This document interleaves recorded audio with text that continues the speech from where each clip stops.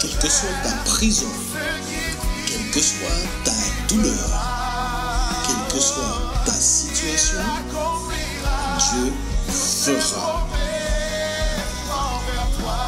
L'Alliance des évangélistes et ses invités vous propose désormais un nouveau rendez-vous avec la parole de Dieu sur KMT Télévision.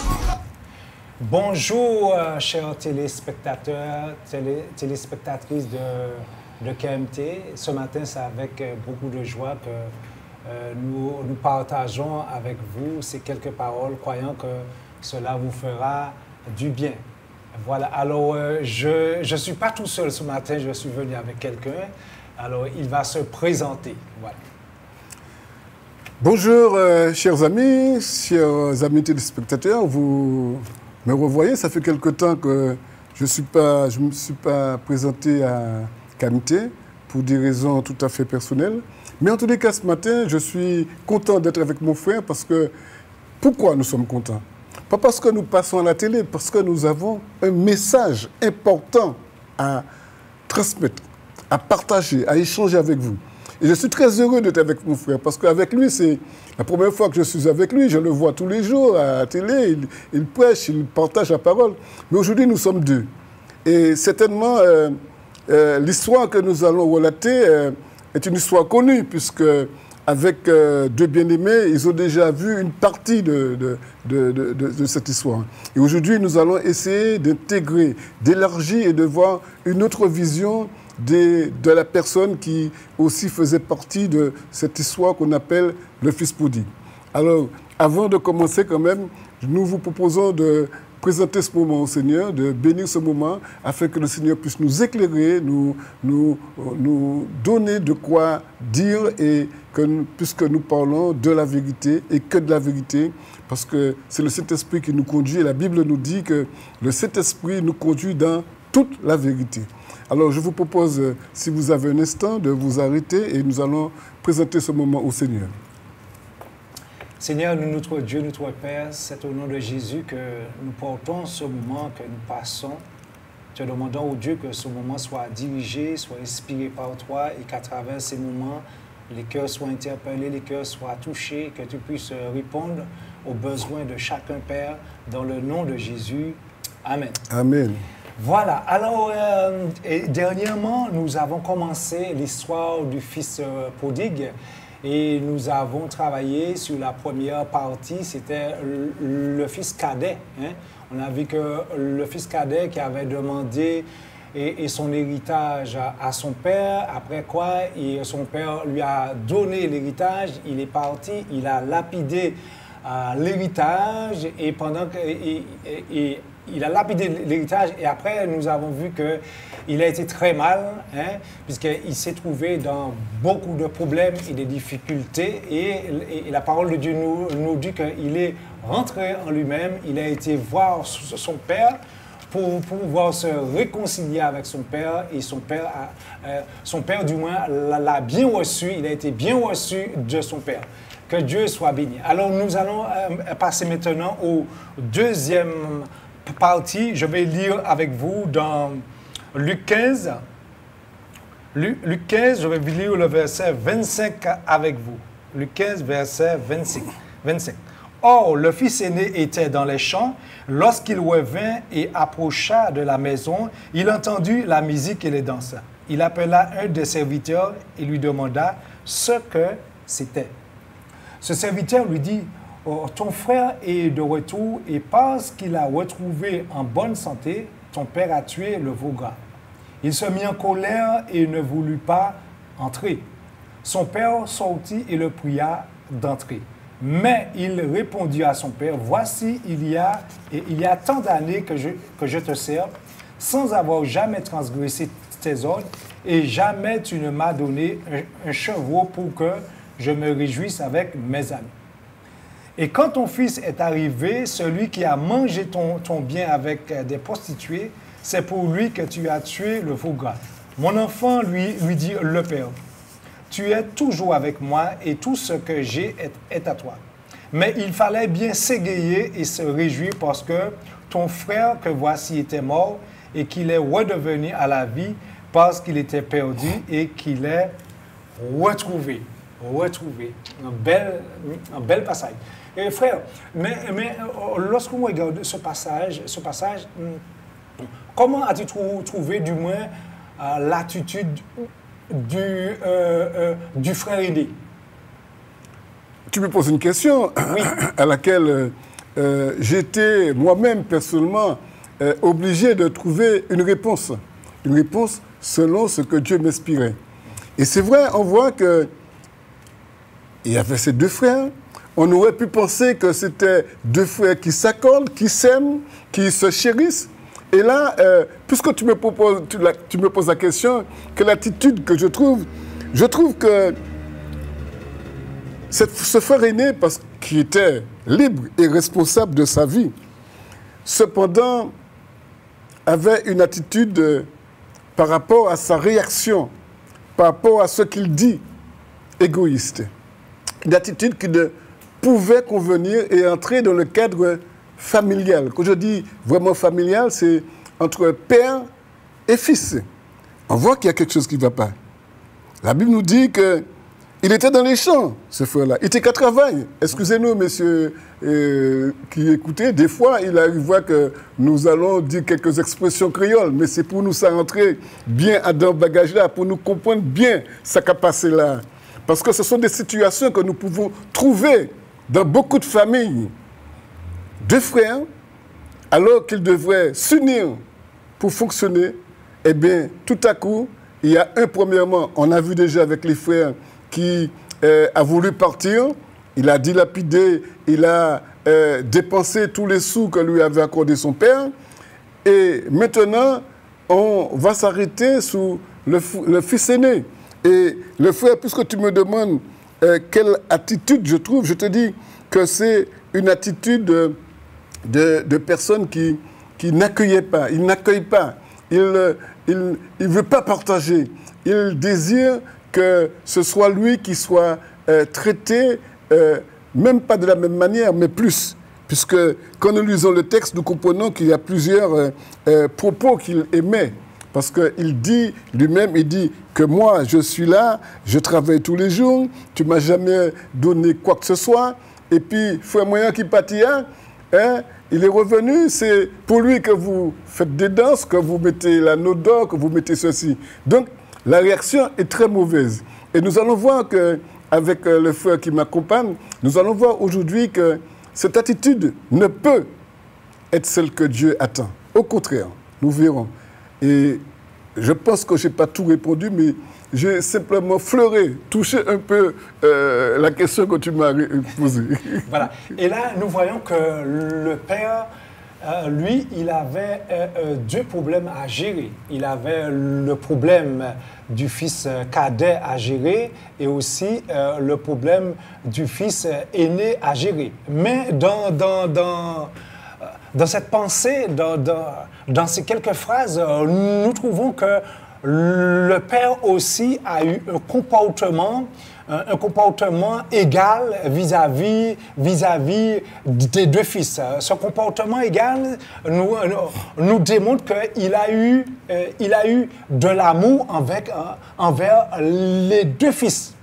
Il partait meilleur plus qu'il l'autre. Hein? Nous voyons à travers les deux difficultés qu'il va rencontrer avec les deux fils, il va agir toujours avec de l'amour, il va agir toujours avec de la miséricorde, il va toujours agir avec de la compassion. Qu'est-ce qu'on peut dire par rapport à ça? J'aime la réflexion que tu fais, frère, parce que tu es en train de faire la démonstration que nous n'avons pas affaire avec n'importe quel père. On a un père, comme on peut le dire, rempli d'amour.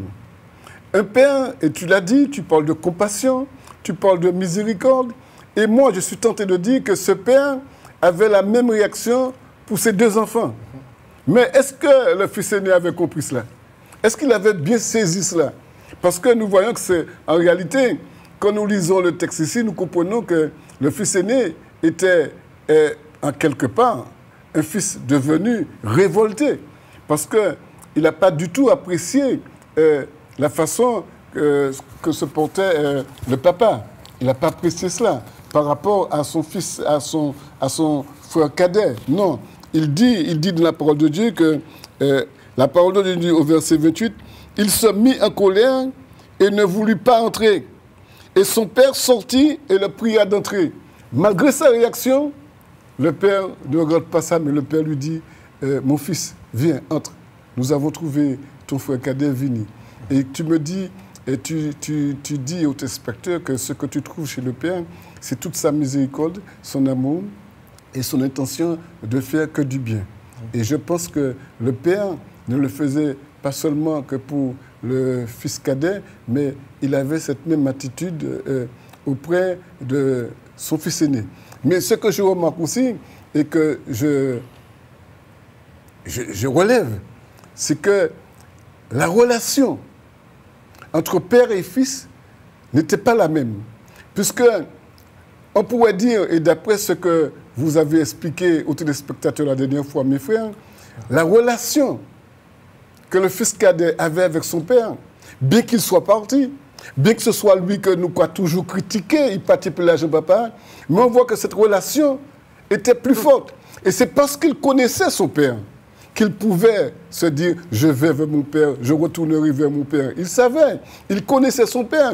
C'est pour ça qu'il dit des fois, l'éducation n'a pas qu'à échapper. Quand la Bible nous dit « instruis l'enfant dès sa jeunesse et quand il sera grand, il ne va pas se détourner de cela ». Il ne peut pas. Et là, je suis content de savoir que ce père, dans sa relation avec ses enfants, lui, il portait tout son amour, toute sa miséricorde. Et c'est ce que Dieu veut faire pour vous aujourd'hui. Porter tout son amour, toute sa miséricorde pour vous qui écoutez aujourd'hui. Voilà. Et je voudrais souligner en même temps, prendre les deux versets qui va nous étayer, du moins, le comportement du Père. Par contre, lorsque nous lisons le verset 20, il nous dit « Il se leva et alla vers son père. Comme il était encore loin, son père le vit et fut ému de compassion. Il courut et se jeta à son cou et le baisa. » Nous voyons que le père, qu'est-ce qu'il va faire là? Il va courir. Il va courir chercher le fils cadet. Hein? Et ça nous montre son amour. Il montre du moins au fils cadet que mon amour est toujours là. Mon amour n'a pas changé. Et nous pouvons relater ça dans la vie de tous les jours, que Dieu est le Dieu d'amour. Dieu est le Dieu de compassion. Et c'est pourquoi il nous dit que venez à moi, vous tous qui êtes fatigués, et je vous donnerai du repos. Repos. Dieu n'est pas là pour nous rejeter. Dieu n'est pas là pour nous mépriser. Quel que soit le tort qu'on peut faire à Dieu, Dieu ne nous rejette pas. Mais si nous venons de tout notre cœur à ses pieds, il accepte. Et nous voyons que le fils aîné avait lapidé tous ses biens, mais nous voyons que le père, par miséricorde, par compassion, il veut libérer, il a libéré du moins le fils aîné par rapport au pardon qu'il a manifesté envers lui. Il court, il va chercher le fils aîné pour lui accorder ce pardon. Par contre, le deuxième, nous parlons le fils aîné maintenant, le fils aîné sur le verset 28 qui nous dit que, verset 28 nous dit que il se mit en colère et ne voulut pas entrer. Ça veut dire que le fils aîné, quand il a appris les chants, les danses, la fête qui roulait envers son frère, il n'a pas voulu entrer. Il était fâché. Mais lorsque nous regardons cela, nous voyons le comportement de son père. Il se mit en colère, il ne voulut pas entrer. Son père sortit. Nous voyons que son père sort. Il va aller vers lui pour pouvoir l'encourager, du moins à pouvoir entrer. Ça nous montre là que l'amour envers le fils aîné, l'amour et aussi envers le fils cadet, ça n'a pas changé. L'amour de Dieu veut, et la Bible nous dit que Dieu veut que tous les hommes soient sauver. Et nous savons que la nature de Dieu, c'est pour bénir, c'est pour consoler, c'est pour délivrer, et c'est pour restaurer. Et nous pouvons relater cette histoire à ce que nous vivons. Parfois, ça arrive qu'il y ait de ceux et des autres qui font du mal par rapport à leur vie. Ils ne veulent pas aller vers Dieu. Moi, ça fait trop de bagailles, etc. Mais Dieu te dit ce matin, viens tel que tu es. Je suis prêt à me réconcilier avec toi parce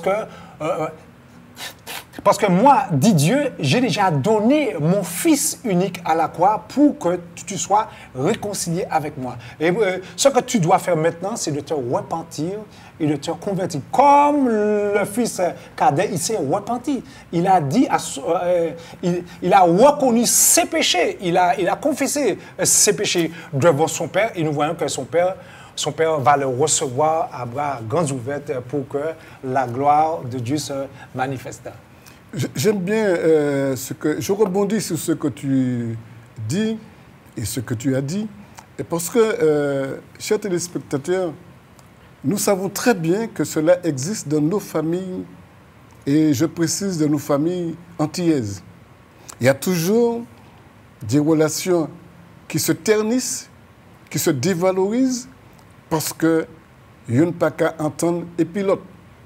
Donc, arrivé en Canada des fois, vous entendez « Ah, papa, tu préfères l'autre plus que moi. » Alors que le père, depuis votre naissance, il n'a fait que ça.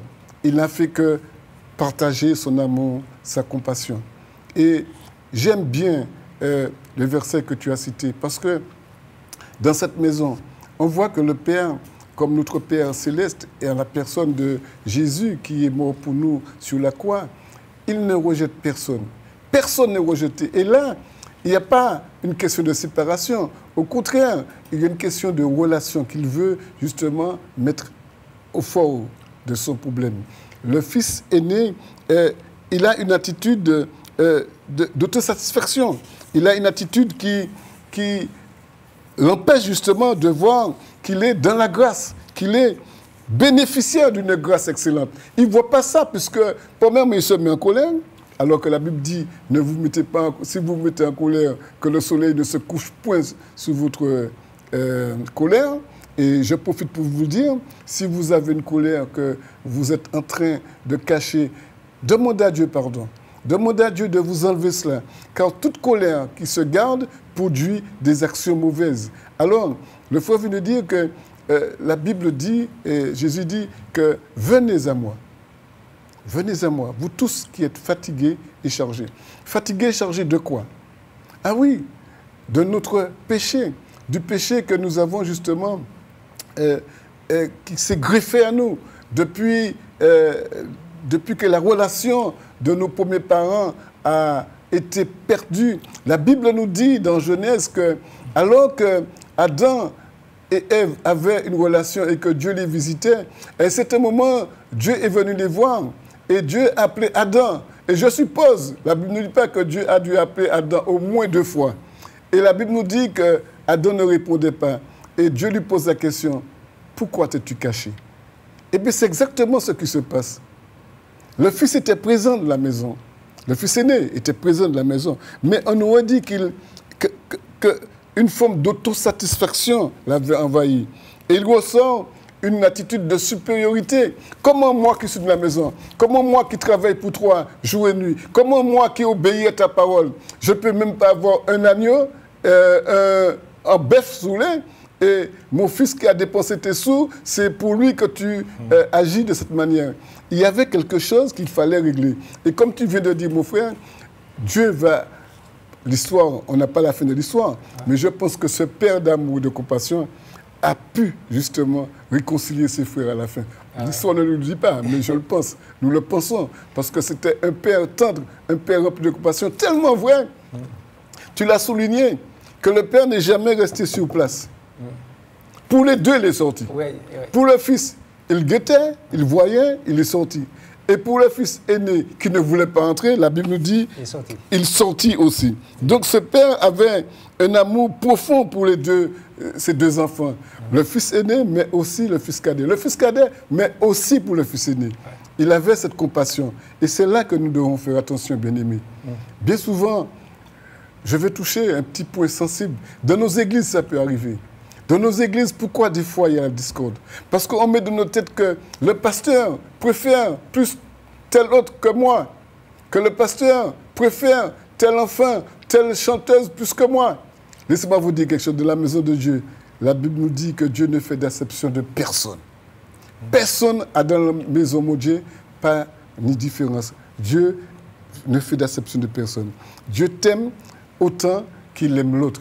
Dieu, son amour est incommensurable. C'est-à-dire qu'on ne peut pas toucher cet amour. On ne peut pas définir cet amour. Tellement cet amour est profond et fort. Et j'aime ça parce qu'on parle de ça. Mais on voit que c'est le fils aîné. Qu'est-ce qu'il a? Il manque de miséricorde.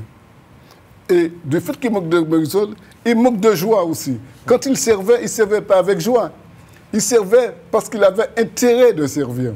Il servait parce qu'ils savent qu'il gagne un bail. D'ailleurs, c'est ce qu'il dit. Il dit, moi, il y a tant d'années que je te sers, au verset 29. Il y a tant d'années que je te sers, sans avoir transgressé tes ordres. Moi, toujours obéi, moi, toujours coûteux. Et jamais tu m'as donné un cheveu pour que je me réjouisse avec mes amis. Voilà l'intention, la mauvaise intention. Voilà la mauvaise réaction du fils aîné. Et justement, mon frère, tu soulignais cet aspect parce que nous voulons dire aux téléspectateurs que si ça existe chez vous, il faudrait que vous mettiez de l'ordre. Et tu as touché un point important. Je ne vais pas trop parler, mais parce que c'est à la croix et par Jésus que cela peut se régler. À la croix, il est mort pour toi à la croix. Son sang a coulé pour toi à la croix. Et la première parole qu'il a dit, pardonne-leur car ils ne savent ce qu'ils font. Dieu est vraiment compatissant, Dieu est vraiment amour. C'est ce que le père de ces deux enfants, de ces deux jeunes veulent nous montrer ici. C'est la compassion de Dieu. Et sa compassion est excellente, sa compassion est profonde. Et moi, j'aime ce Dieu-là. Je cours vers un Dieu comme ça.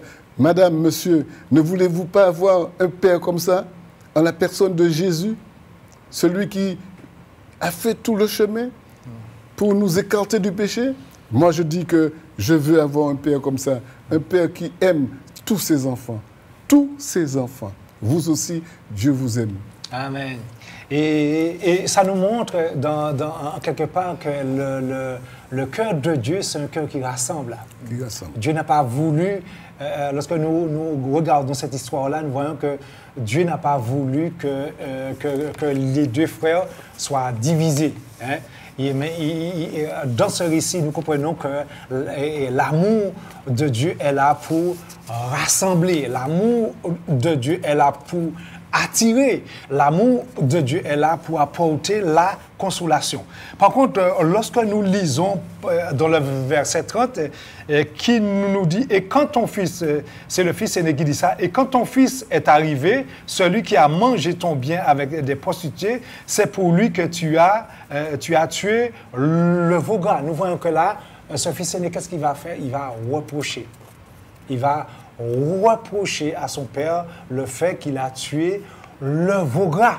Et nous trouvons ça dans les familles aussi. Il y a des enfants qui peuvent reprocher les parents, etc., etc. Pas parce que les parents ont voulu aider la sœur. Peut-être que la sœur a commis des choses atroces, mais en tant que mère, en tant que père, en tant qu'être compatissant, il a voulu aider, mais son frère qui était à côté de lui n'a pas compris ça de la même manière, et il y a des reproches. Et sur le plan spirituel aussi, nous pouvons trouver ça. Des personnes qui aussi reprochent à Dieu certaines choses. Souvent, j'ai déjà entendu ça, j'ai déjà entendu que, mais si mon Dieu a existé, pour tenir tout ça, mon gars. Si mon Dieu a existé, pour tenir la Dieu, Si Jésus si mon Dieu a existé, pour qu'il a tremblé, etc., nous avons multiplié les divers raisonnements. Mais je voudrais vous dire en ce matin, Dieu a un plan. Dieu a un plan. Mais si nous n'obéissons pas au plan de Dieu et qu'il y ait certaines choses qui arrivent, voilà. C'est par exemple, si nous entrons là, il nous parle en toi. Et pour décider d'aller en toi ou tomber ou péter jambes, il ne faut pas dire que, bon, voilà. C'est parce que, ou à l'entour. Surtout, tu es averti. Oui, surtout, tu es averti, un homme averti en vaut deux. C'est de même que Dieu nous avertit par son enseignement, mais si l'homme ne veut pas obéir à la voix de Dieu, nous voyons que s'il n'obéit pas à la voix de Dieu, il obéit à la voix de l'ennemi qui est Satan, le diable. Et la Bible nous dit que Dieu a envoyé son propre Fils pour délivrer l'homme de toute la puissance des ténèbres. Et nous savons que Jésus nous a dit qu'à la croix, il a triomphé sur toutes les puissances des ténèbres pour que l'homme puisse avoir le salut éternel. C'est pourquoi en cet instant, peut-être que toi qui juges, toi qui critiques, qu'est-ce que tu as, pour Dieu qui a fait ça, etc. Ce que Dieu te demande, c'est de venir à lui. Viens à lui tel que tu es. Et là, il ouvrira ton intelligence et ton esprit, tu comprendras mieux et sa volonté, tu comprendras mieux les choses spirituelles, puisque la Bible nous dit que celui qui n'a pas l'Esprit de Dieu ne peut pas connaître les choses de Dieu. C'est pourquoi la Bible nous dit qu'il faut naître de nouveau. Pour naître de nouveau, il faut accepter Jésus comme sauveur personnel. Et quand on accepte Jésus comme sauveur personnel, la Bible nous dit que nous devenons enfants de Dieu. Et le fait que nous devenons enfants de Dieu, Dieu met son esprit en nous et nous comprenons, nous comprenons les choses de la vie du moins mieux par la grâce de Dieu. Alors, frère. Oui, c'est tout à fait vrai ce que tu dis. Et puis, dans notre compréhension à nous, des fois notre compréhension, elle est faussée. Oui. Elle est faussée parce que nous avons toujours des raisons, nous avons toujours des excuses, nous avons notre mode de fonctionnement que nous voulons justement appliquer sans pouvoir observer les vraies règles, les vraies directives de Dieu. Et la Bible dit que c'est Dieu qui nous montre le chemin. Parce que la Bible nous dit que Jésus, c'est lui le chemin, la vérité, la vie. Mais s'il faudrait développer ces trois mots-là, la vérité, le chemin, la vie, on resterait demain matin. Mais en réalité, qu'est-ce que ça veut dire? Ça veut dire tout ce que Dieu nous dit est droit. Tout ce que Dieu nous dit est vérité. Et permettez que nous revenions un peu sur le Fils aîné, puisque c'est de lui que nous voulons parler aujourd'hui. Et de vous, peut-être, qu'il ressemblait en quelque part. Il faudrait savoir que le Fils aîné, il avait une réaction qui n'était pas avantageuse. Parce que lui, pour lui, il dit qu'il a travaillé toute sa vie. Mais en réalité, quand nous relisons le texte, nous comprenons que le travail, ce n'est pas tellement pour son père, mais c'est pour lui qu'il travaillait, pour gagner, pour bénéficier de quelque chose. Et justement, ce bénéfice, il n'avait pas. Et le frère venait dire, des fois, nous nous exprimons d'une drôle de façon. Pouti ni la Dieu, pouti ni l'amour, pouti mon pas ni travail, pouti nous, rien qui dit pouti. Mais est-ce que tu as fait le pas? Est-ce que tu as fait d'abord ce qu'il fallait pour que Dieu puisse résoudre ta vie, résoudre toutes les problématiques qui existent dans ta vie? C'est ça l'important. L'important, ce n'est pas de te poser des questions. La seule question que tu pourrais te poser, est-ce que j'ai la vie de Jésus en moi? Et cet homme-là, le fils aîné, c'est lui qui devait être l'exemple. C'est lui qui devait justement ouvrir son bras pour dire, papa, mes frères m'ont rentré, m'ont content, moi que tu es des bœufs, moi que vider les copains, ils te connaissent, pour nous content, manifester joie. Et au contraire, on voit que lui, dans sa conception du devoir et du mérite, il n'a été qu'un homme aigri. Et il vivait de l'amertume. Mais ce dont je suis sûr, c'est que bien que tu puisses avoir de l'amertume, bien que tu puisses avoir une conception différente de ce que nous disons, Dieu t'appelle ce matin. Il veut que tu changes ton cœur. Il veut que ton cœur se transforme. Il veut te transformer. Il veut te réhabiliter. Il veut te donner cette joie de vivre. Et de même que le fils cadet a bénéficié des grâces de son père par la danse, par le bel habit, par l'anneau, laisse-moi te dire quelque chose. Tu peux aussi bénéficier de ça. La grâce de Dieu est pour toi ce matin. La grâce de Dieu est pour nous tous, mais pour toi particulièrement qui m'écoutes ce matin. Cette grâce, elle est infinie. La Bible nous dit que c'est une grâce imméritée. Ça veut dire nous pas te mériter cela. Nous pas te mériter rien. Mais Dieu est tellement amour, comme nous l'avons dit au début avec le frère Charles, le frère qui est avec moi. Dieu est tellement amour, sa compassion est tellement grande qu'il ne peut se détourner de cela. L'amour de Dieu. L'amour de Dieu. Ce n'est pas un amour que nous pouvons estimer, que nous pouvons mettre sous la balance, puisque c'est pour ça qu'on dit que l'amour est incommensurable. L'amour est tellement grand que nous ne pouvons pas mesurer cet amour, ni sa profondeur, ni sa longueur, ni sa hauteur. Nous ne pouvons mesurer cet amour. Et le Fils aîné, là, va comprendre cela. Le Fils aîné va comprendre parce que son père, il dit ça à son père. Et ce que j'aime avec ce Fils aîné, ce que j'aime avec ce fils aîné, avec son père, c'est que son père lui explique quand même les choses. Son père ne veut pas lui dire comme certains d'entre nous, si c'est qu'on sait quoi passer, ça c'est ses affaires. Pensez qu'on l'est. Non, au contraire, le père s'approche et il dit au verset 30, au verset 30, le fils aîné, il dit quand ton fils est arrivé, Isaac a crié ton fils. Ouais. Il peut quand même crier fouet. Donc il a écarté. Quand ton fils est arrivé, celui qui a mangé ton bien avec les prostituées, c'est pour lui que tu as tué le veau gras. Et ce que j'aime avec le Père, au verset 31, c'est là qu'on voit sa compassion. C'est là qu'on voit sa grande compréhension de l'être humain. Mon enfant, lui dit le Père, tu es toujours avec moi et tout ce que j'ai est à moi. Et je voudrais souligner ça, mon frère, parce que même certaines personnes qui disent vivre une vie chrétienne, raisonnent comme ça. Ils sont dans l'église, mais toujours dans l'insatisfaction. Parce que pour eux, ils n'ont pas compris que la grâce est totale et qu'ils peuvent bénéficier de tout ce que Dieu a mis à notre disposition. Alors c'est exactement ce que le Père lui dit. Le Père lui dit, tu es de ma maison, tu es avec moi, tu vis avec moi, et tu n'as jamais compris que tout ce qui est de la maison, c'est à toi. Tu n'as jamais compris ça. Et le Père, en fin de compte, le relève. Mais il fallait bien s'égayer et se réjouir, parce que ton frère, Bougla a été crié, fille Yeshua, ton frère que voici était mort, il est revenu à la vie parce qu'il était perdu et il est retrouvé. Je vous dis, ça c'est une grâce imméritée.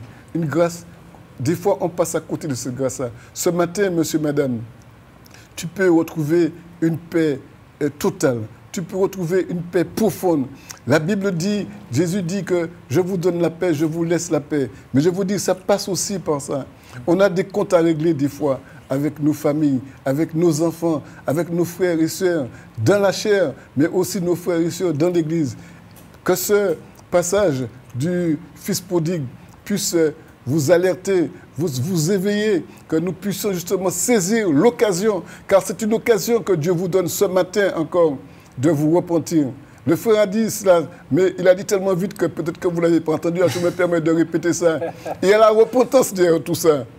Il y a la repentance. Je me repens, Seigneur, de tout ça, de tous mes péchés. Une repentance réelle, ça veut dire un regret profond pour recommencer, pour revenir, pour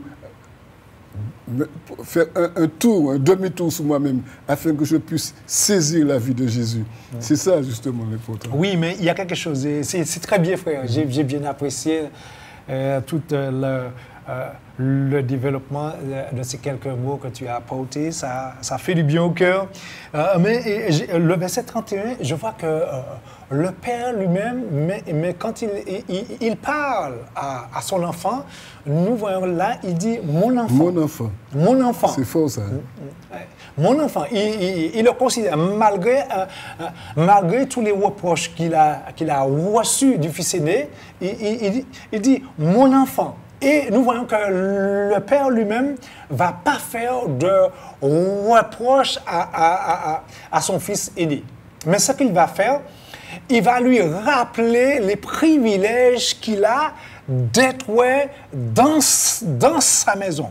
lorsque nous lisons le verset 31, il dit, mon Tu es enfant, toujours avec moi. lui dit le Père, tu es toujours avec moi et Tout tout, ça- ce que j'ai est à toi. Tout ce là c'est à vous. Voilà. Tout ce là c'est à vous. Voilà. Et ça nous montre que bien des fois, nous ne connaissons pas ce que nous avons. C'est vrai, c'est vrai. c'est Lorsque vrai. nous, dans la maison de Dieu, dans les choses, là où Dieu veut nous attirer, parfois, l'homme lui-même est en train d'aller chercher ailleurs. Il va chercher vers les marabouts, etc. Certaines choses de la vie, magicien, etc. Toutes sortes de bagailles. Mais pourtant, dans la maison de Dieu, dans la présence de Dieu, il y a tout ce qu'il faut pour que l'homme puisse vivre une vie heureuse. Hein? Mais cet homme-là, le fils aîné, comme il est tellement habitué à toutes ces bêtes-là, tu sais, quand tu es chez ton père, ton père te donne une voiture, tu as ta chambre à coucher, tu as voiture, on te paye le repas, l'électricité est payée, le téléphone est payé. Tu as tout ça, mais tu ne réalises pas que c'est en grâce qu'il a. Mais nous voyons que le Père va lui rappeler que là, tout ce que tu as là, c'est une grâce. N'oublie pas ça. Et nous avons tendance à oublier ce que nous avons en Dieu. Nous oublions souvent ce que nous avons en Dieu, les privilèges que nous avons d'être enfants de Dieu. Je parle de celui et celles qui se sont repentis, qui se sont convertis, qui s'est donné à Dieu. Parfois même, nous murmurons. Ça arrive, nous allons murmurer. J'ai pas ci, j'ai pas ça. Parfois, Dieu a besoin d'ouvrir nos yeux spirituels de façon que nous puissions voir ce que nous avons entre les mains, ce que Dieu a déposé entre nos mains. Tout à fait. Moi j'aime ton approche, parce que quand je regarde vraiment, on dit que le fils cadet a demandé pardon. Et je me suis demandé, est-ce que le fils aîné aussi ne devrait pas dire pardon? Je me rappelle quelque chose, bien-aimé. Il faut savoir quelque chose d'essentiel. Et vous l'avez déjà entendu, puisque nous le répétons à chaque fois que nous venons ici. Si ce n'est pas moi, mon frère ou un autre, ce sont les autres intervenants. La Bible nous dit que si quelqu'un est en Christ, il est une nouvelle créature. Il est une nouvelle créature. Toutes choses anciennes sont passées. Voici, toutes choses deviennent nouvelles. Ça veut dire que ce qui était ancien est passé, et tout ce que Dieu vous donne, c'est nouveau. Nous sommes au bénéfice d'une grâce excellente. Dieu met à notre disposition des bienfaits. Et des fois, nous tellement fermés, nous pas qu'à voir ça. Nous ne pas qu'à voir les grâces de Dieu. Nous ne voyons pas la manifestation de Dieu dans notre vie. La Bible dit ça. Si quelqu'un est en Christ, laissez-moi vous rappeler quelque chose d'essentiel. La Bible nous dit aussi que si quelqu'un a le Christ, il a la vie. S'il n'a pas le Christ, il n'a pas la vie. Écoutez bien ce que nous vous disons ce matin. Ce matin, nous sommes venus relater avec vous l'histoire du fils pourri. Mais nous sommes venus vous dire que vous méritez d'avoir cette vie. Voulez-vous avoir cette vie? Voulez-vous avoir cette vie que Dieu vous offre? Voyez, comment chaque matin que vous vous réveillez, le fait de vous réveiller déjà, c'est une grâce de Dieu. C'est vrai que la Bible dit que Dieu agit pour les bons comme pour les bons et les méchants. Mais Dieu, chaque jour, diffuse ses grâces pour nous. Mais nous ne voyons pas ça. Et c'est exactement ce que le frère a dit. Que des fois, là, nous pas kawaii. Parce que nous sommes perturbés. Perturbés par quoi? Nous sommes perturbés par le péché qui nous cache les bienfaits de Dieu. Et ce matin, tu peux profiter de ce pardon que Dieu te donne. De même que le Père a accueilli son fils cadet. Laisse-moi te dire ce matin, Dieu veut t'accueillir. Dieu veut te relever. Dieu veut te prendre dans ses bras. Et Dieu veut que tu poses ta tête contre son cœur afin que tu sentes les battements du cœur de Dieu. Parce que le cœur de Dieu bat pour toi ce matin. Et certainement, tu dois entendre dire, viens à moi aujourd'hui. Tel que tu es, viens à moi. Tel que tu es, laisse-moi te toucher, laisse-moi te transformer, laisse-moi réformer, laisse-moi te changer. Ce matin, c'est ce que Dieu veut faire. Et à travers l'histoire, je répète encore, du fils prodigue, c'est exactement ça. Les deux cas, ce sont deux cas qui, justement, nous permettent de comprendre les réalités qui existent. Parce que si on n'avait parlé que du fils cadet, nous t'aurions dit, ah, mais c'est en bêtise, tant pis. Mais on nous donne aussi l'autre version du fils aîné pour voir ce que nous ne devons pas faire. Au contraire, j'ai envie de dire, et avec parcimonie, avec précaution, que j'ai même préféré l'histoire du fils prodigue, parce qu'on montre la vraie repentance et sa relation qu'il a avec son père. Il dit, mon père, que l'exemple du fils aîné. Mais comme je le disais au départ, le fils, je suis sûr que le père a su rapprocher les deux frères à la fin. On ne le dit pas dans la parole de Dieu. Mais nous supposons que ce père a eu assez de force, a eu assez de sagesse pour pouvoir les rapprocher, pour pouvoir leur permettre de se demander pardon et de repartir à zéro. Parce que ce que Dieu veut ce matin, c'est que tu repartes à zéro, cher ami. C'est que tu revives la vraie vie avec lui. Peut-être que tu dis que tout est perdu pour moi. J'ai tout dépensé, j'ai eu 10 femmes, j'ai vécu dans l'adultère, j'ai fait des choses qui sont incompréhensibles. Ce matin, Dieu veut te dire, je te pardonne si tu me le demandes. Dieu n'a pas qu'à venir, pas qu'à pardonner au concert.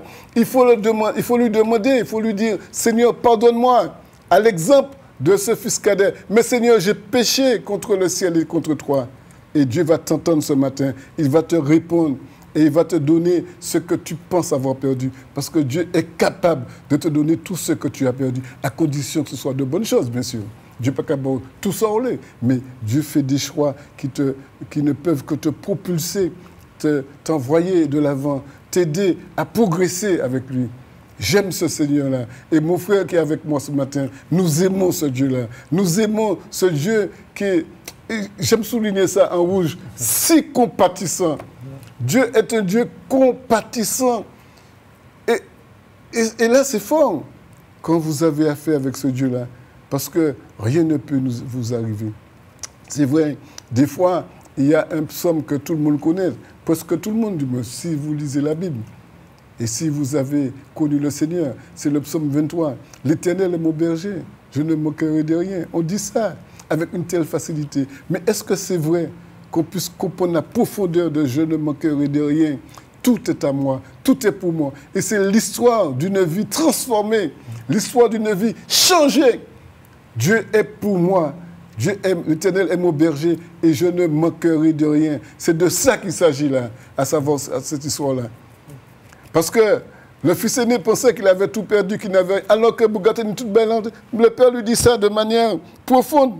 Mon enfant, lui dit le père, j'aime ça. Tu es toujours avec moi. Tu es toujours avec moi. Et tout ce que j'ai est à toi. Le Père fait la démonstration de ce qu'il partage. Il nous donne ce qui nous convient. Alors je pense que ce matin, monsieur, madame, ce matin, nous entendons, vous allez faire le choix de tout laisser et de venir au pied de la croix.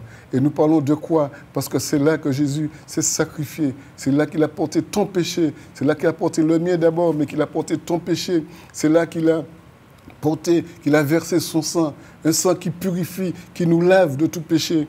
Et c'est là qu'il peut dire, je me rappelle les histoires, les actes merveilleux que Dieu a fait, alors qu'il était encore sous la terre, guérissant les malades. Il peut te guérir ce matin, si tu confies. Il peut te relever, quelles que soient tes souffrances. Et je reviens sur l'effet de la famille. Des fois, il y a des familles qui sont disloquées. Et comme cette famille que nous venons de voir, que nous avons lue par l'histoire du fils prodigue, peut-être que toi, tu vis des moments difficiles. Peut-être que tu ne t'entends pas avec ton frère. Peut-être que tu ne t'entends pas avec ta soeur. Peut-être que ou pas qu'à même entendre encore, et puis maman, et puis papa, et que tu ne vas même plus voir ton papa. C'est la fête des pères, tout le monde a crié, oui papa, mais est-ce que ton cœur est sensible à cette réalité? Est-ce que tu aimes ton père? Ou est-ce qu'en ce moment que je parle, tu n'es pas en guerre avec ton père? Tu n'es pas en guerre avec ta mère? Non, chers amis. Ce matin, prends la décision de recréer ce lien. de dire non, je refuse, je veux vivre avec le Seigneur. Je veux que ma vie soit changée entièrement. J'ai répété ça souvent, mais je veux insister parce que c'est une réalité que tu dois prendre, que tu dois te décider de prendre. Je suis décidé de suivre Jésus et c'est pour cela que je lui demande de me pardonner. Un pardon que personne ne pourra t'empêcher d'avoir. Un pardon que personne ne pourra t'enlever parce que c'est Jésus qui donne ce pardon. Oui, gloire à Dieu. Et nous pouvons voir aussi que le Père ne va pas laisser son fils aîné sans explication.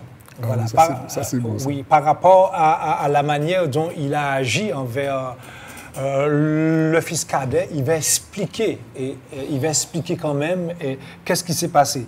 Lorsque nous voyons le verset 32, mais il dit, mais il fallait bien s'égayer et se réjouir parce que ton frère que voici était mort, qu'il est revenu à la vie parce qu'il était perdu et qu'il est retrouvé. Amen. C'est beau ça. C'est beau ça. Voilà. Et le Père, il va lui expliquer, il va lui dire que mon fils cadet était mort. Là, il parlait de mort. Là, ça veut dire qu'il était séparé comment il s'appelait? Il était séparé du papa. Il était mort, puis il s'est trouvé derrière les cochons, etc. Et il a lapidé tout ce qu'il avait. Il était mort, il était heureux du Père. Ouais. C'est pourquoi la parole nous dit que le salaire du péché, c'est la mort. C'est la mort. Et dans Ésaïe 59, verset 1 à 2, nous dit que non, la main de l'Éternel n'est pas trop courte pour sauver, mais ce sont vos péchés qui mettent une séparation entre vous et votre Dieu. Nous voyons que lui, il était séparé. Alors, il explique son frère aîné, mais non, j'ai de la joie de pouvoir recevoir mon fils. Mon fils, on ne peut pas quitter Ishmael en disant telle et telle situation. Qu'est-ce qu'il va faire? Il va faire une grande fête. Maman, une grande fête. C'est mon cas, bête du café ici. Et puis en plus, ça a résonné fort, puisque le fils aîné qui n'était pas dans la maison, il a entendu le bruit. Dans les champs. Dans les champs. Il a entendu la fête. C'est pourquoi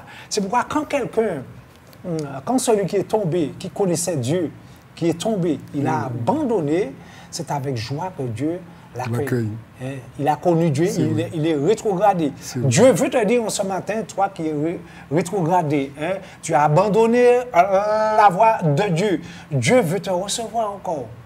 La main de Dieu est ouverte de façon que tu puisses venir te blottir dans ses bras. Il t'attend car Dieu est amour. Et je voulais lire avec vous dans Luc 15, le verset 7. Luc 15, verset 7, qui nous dit « De même, je vous le dis, il y aura plus de joie dans le ciel pour un pécheur qui se repent que pour 99 justes qui n'ont pas besoin de repentance. » Alléluia. Et nous voyons que le fils aîné qui était là, il n'avait pas besoin de toute cette fête. Mais nous voyons que le fils cadet, qu'est-ce qui va se passer? Et le Père, qu'est-ce qui va se passer? Le Père ira le chercher. Il était en attente de le recevoir. Il retourne dans la maison et là, il y a de la joie pour un pécheur qui se repent. Et nous savons que la Bible dit que tous les hommes sont pécheurs. Ils sont privés de la gloire de Dieu. Mais le don gratuit de Dieu qui est la vie éternelle. Dieu appelle tous les hommes à se repentir, à se convertir. Quelle que soit la grandeur, la hauteur, la largeur de tes péchés, si tu viens à Dieu, tu demandes à Jésus de te pardonner de tous tes péchés, de te libérer. Là, à ce moment-là, il y a une nouvelle vie qui commence. La Bible nous dit que quand quelqu'un vient à Jésus, les choses anciennes sont passées. C'est comme cet homme, le fils cadet. Il a demandé à Dieu, il a demandé à son père de lui pardonner. Oui. Là, c'est une autre vie qui commence avec lui. Et nous voyons que même son père n'a pas repasser ce qu'il avait fait. Il n'a pas dit que ou tu es parti, ou fais ça, ou fais ça, ou fais ça, ou lapider tout bien. Non, il n'a pas dit ça. Il le reçoit. Les choses anciennes sont passées, il le pardonne. Voilà. Et qu'est-ce qu'il va faire? Il va lui donner sa place dans la maison. Il va retrouver sa place dans la maison. Quel amour! Quelle grâce de Dieu. Dieu veut sauver tous les hommes. Le désir de Dieu, c'est que tous les hommes passent des ténèbres à son admirable lumière. Mais la Bible nous dit que c'est l'homme à choisir là où il veut aller. Hein? Et c'est pourquoi la Bible nous dit, repentez-vous et convertissez-vous. Repentez-vous. Il n'a pas dit que je vais te convertir. Non, Dieu est sage, Dieu est amour. Dieu ne défonce pas les portes.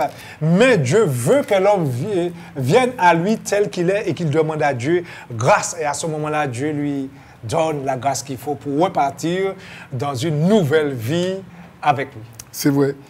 Alors que nous allons terminer, je vais juste faire un réajustement en disant que le fils aîné, il a eu le cœur sec et il a été égoïste. Pourquoi? Parce qu'il n'avait pas compris la dimension de la grâce. Il n'avait pas compris ça. Ça lui échappait totalement. Et le frère a bien dit, le pardon est là. Et Dieu, ce que j'aime aussi, c'est que ce père n'a pas dit, puisqu'on ne peut pas comprendre, tant pis. Mais le père a voulu lui expliquer le pourquoi. Et j'aime ça parce que le père lui a montré pourquoi il fallait aussi qu'il y ait de la joie. Le frère l'a souligné.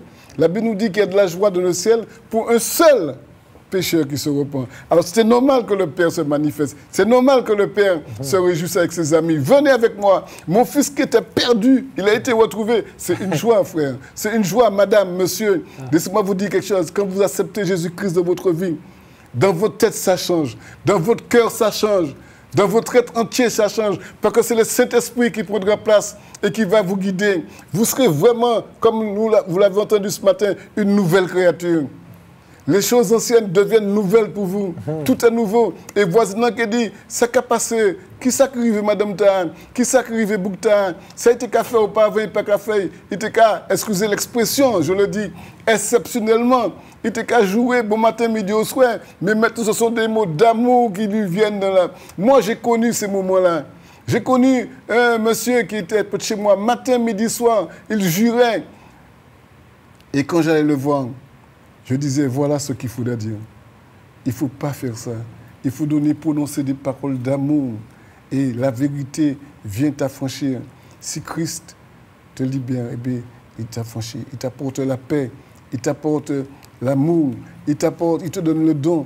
Et puis, nous voulons te dire que nous allons terminer parce que c'est l'heure. Mais nous sommes tellement heureux de t'accueillir aussi.